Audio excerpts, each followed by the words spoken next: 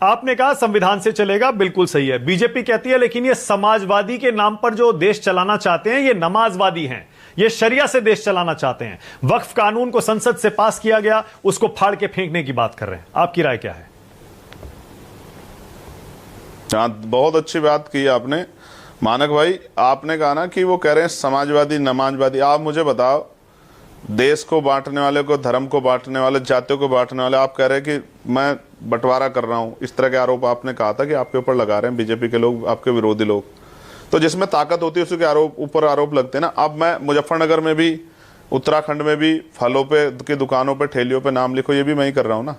मैं ही सरकार हूँ ना उत्तर प्रदेश में, उत्तर प्रदेश की कुर्सी पे मैं ही बैठा हूँ, ये सब चीजें मैं ही कर रहा हूँ।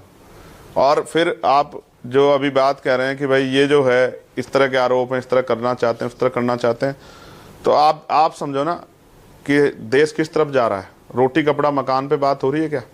रोजगार पे बात हो रही है क्या?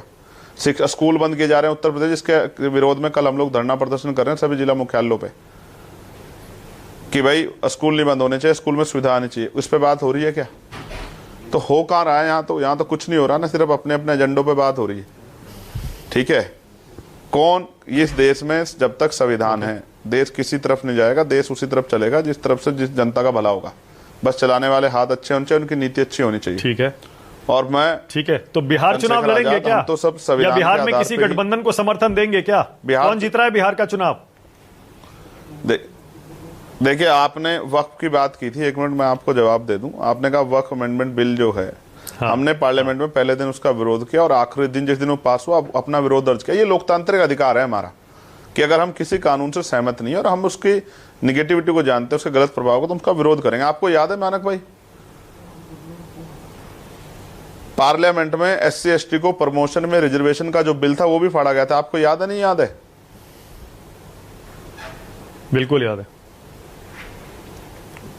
याद है, फाड़ा गया था ना वो बिल, भी तो फटा था ना। आपने कहा कि बिल फाड़ा गया, इसका विरोध किया गया। तो जब किसी के अधिकारों पे हमला होगा ना, तो फिर उसमें तो फाड़ने वाले भी अपने लोग थे ना बेचारे, लेकिन फिर लोगों को तकलीफ होगी ना जिसके अधिकारों पे हमला होगा।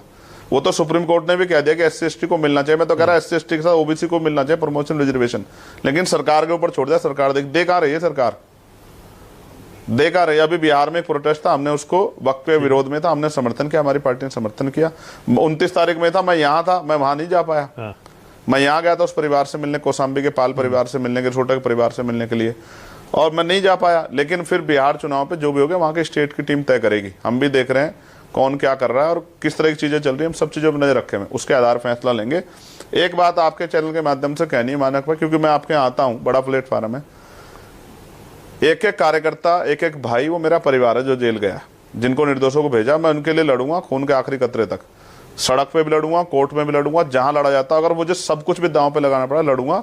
जब चंद्रशेखर जेल गया था तब लोगों के अंदर इतनी हिम्मत नहीं थी कि उसका साथ उस तरह दे देते जो राजनीतिक लोग थे। लेकिन जब तक चंद्रशेखर है, भीम आर्मी, आजाद समाज पार्टी, हमारी लीगल सेल की टीम जा रही है सुप्रीम कोर्ट की, हम उस हर लड़ाई लड़ेंगे, एक साथी को बाहर निकालेंगे, हाथ नहीं छोड़ेंगे किसी का, ना हाथ पीछे खींचेंगे, कहेंगे कि हमारे नहीं, हमारे हैं, हमारा खून है।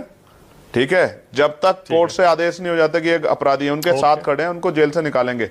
और अगर सरकार अन्याय करेगी तो लखनऊ में आंदोलन करेंगे, और 2017 की तरह दिल्ली में करेंगे जंतर मंतर पे आंदोलन। चैन से नहीं बैठेंगे, चैन से सोएंगे जब तक हमारे भाई बाहर नहीं आएंगे। ये बात आपके चैनल के माध्यम से कह रहा हूँ।